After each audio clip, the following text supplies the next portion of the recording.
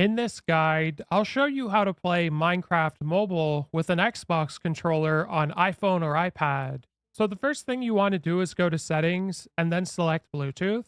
And you want to ensure that Bluetooth is toggled on. Now, once it's toggled on, you'll see devices you've connected previously and other devices. Now, at this point, grab your Xbox controller and you want to press and hold the sync button on the top until the light on the front of your controller starts flashing, indicating it's in pairing mode. Now you should see under other devices, Xbox wireless controller. And when you select it, you may get a pop-up asking you if you want to pair your controller and you want to select pair.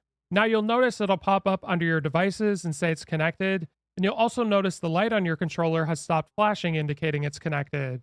So at this point, you can open up Minecraft on your phone. And once you get to the home screen, you just want to press play and then join one of your worlds. Now, once you're in game, just test out your controller to make sure it's working with it, and you can also customize the settings for your controller in the settings in Minecraft. If this guide was helpful, like and subscribe, and we'll see you in the next one.